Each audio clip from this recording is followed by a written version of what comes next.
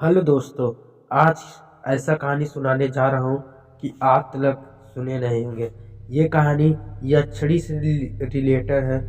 क्यों यक्षिणी का साधना करते हैं? कोई लोग तो अपने माँ के रूप में पूजा करते हैं। कैसे होता है यक्षिणी का चीज़, तो हम शुरू से लेकर अंत तक रहना। और आपको ये कहानी सुनने में मजा आए तो चैनल को सब्सक्राइब जरूर कर लेना। अगर अपना भाई का नाम जानना चाहते हैं तो मेरा नाम सूरज सरोज है। आप देख रहे हैं सूरज सरोज की कहानी। तो हम शुरू करते हैं। Let's dot start. तो हम यक्षिणी एक रहस्यमय कथा है जो कि गुड़ जंगलों में बसे एक छोटे से गांव में, जहां सूर्य की किरणें भी पेड़ों के घनी शाखाओं से होकर बहुत मुश्किल पर से जमीन पर पहुंचती थी।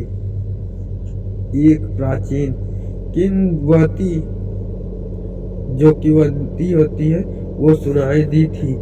यह कथा थी यक्षिणी की, एक अद्भुत और खतरनाक आत्मा जो संदेह, रहस्य और भय का अद्वितीय मिश्रण थी। इस गांव का नाम था चंद्रपुरा, गांव का नाम चंद्रपुरा था और इसके पास के जंगलों लोग चंद्रवाटिका कहते थे।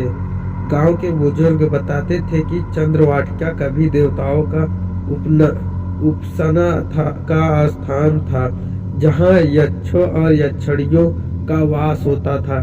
किंवदंती के अनुसार चंद्रवाटिका की एक यक्षिणी ने अपनी अमरता को खो दिया था और शापग्रस्त हो गया। वो उसको श्राप मिल गया हो गई थी। श्राप था कि वह इंसानों के संसार में भटकती रहेगी जब तक कोई उसकी आत्मा को मुक्त न कर दे। देखते हैं प्रथम अध्याय में कौन सा रहस्य संकेत है। तो करते हैं प्रथम वाला शुरू करते हैं।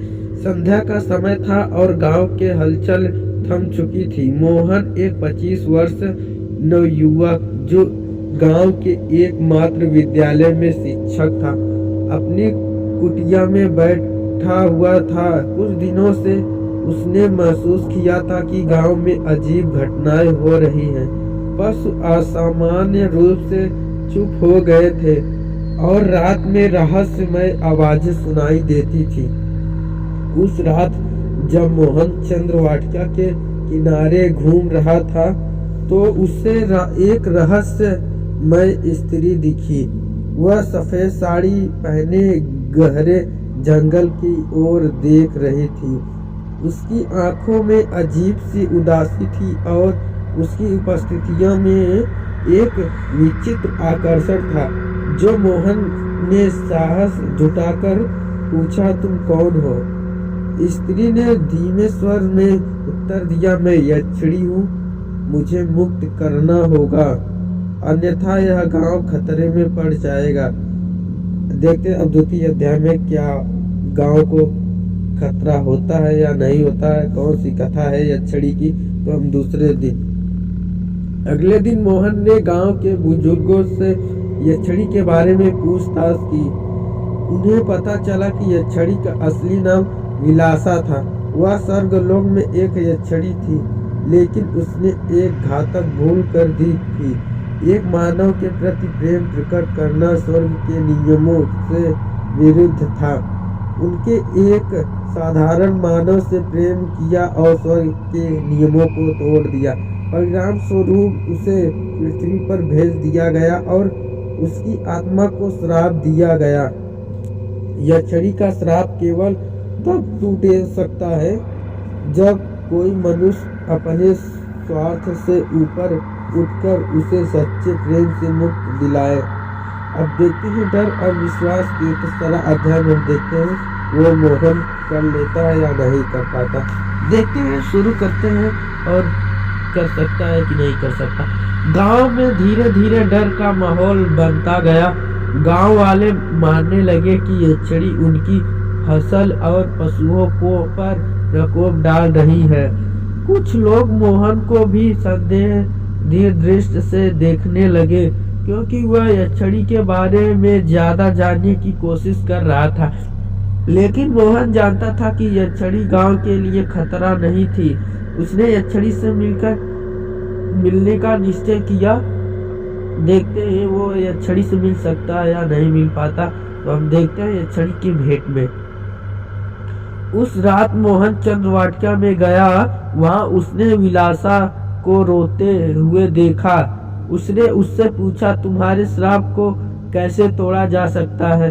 विलासा ने उत्तर दिया कि यह श्राप तभी टूटेगा जब कोई व्यक्ति मेरी आत्मा को स्वार्थरहित प्रेम से मुक्त करेगा।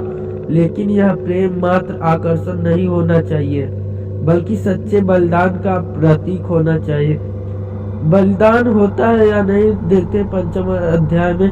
कुछ दिन बाद गांव में अकाल पड़ा। लोग मोहन से मदद की उम्मीद करने लगे। मोहन ने यक्षिणी से सलाह मांगी। यक्षिणी ने कहा, अगर मैं गांव को बचाने की कोशिश करूं तो मेरा अस्तित्व समाप्त हो जाएगा, लेकिन यह एक मात्र उपाय है। मोहन ने कहा, नहीं, मैं तुम्हें ऐसा करने नहीं दूंगा। मैं तुम्हारी मुक्ति के लिए कुछ और रास्ता खोजूंगा। प्रेम की परीक्षा मोहन अब देने जा रहा है। देखते हैं प्रेम करता है या सच्चे दिल से या नहीं। यक्षिणी के साथ क्या होता है। मोहन ने यक्षिणी से श्राप को तोड़ने के लिए जंगल में गुप्त पूजा का आयोजन किया। पूजा करने दौरान उसे एक विकल्प दिया गया था, तो वह अपनी जान देकर यक्षिणी को मुक्त कर सकता था या अपनी जान बचाकर गांव को खतरे में डाल सकता था।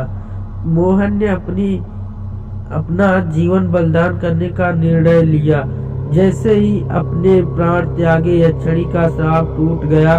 उसकी आत्मा प्रकाश में विलीन हो गई है और गांव का मंडराता संकट समाप्त हो गया। गांव में मोहन का एक नायक के रूप में याद किया गया। चंद्रवाटिका फिर से एक शांतिपूर्ण स्थान बन गया और यक्षिणी की कहानी पीढ़ियों तक सुनाई जाती रही।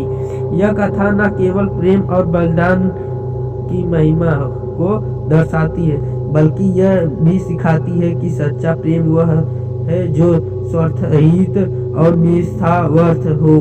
तो दोस्तों, आपने मोहन का बलिदान देख ही लिया कैसे किया। तो दोस्तों, आप भी किसी का मदद जरूर करें। अगर आपको कहानी अच्छी लगी होगी तो मेरा मदद कर दे, चैनल को सब्सक्राइब कर देना।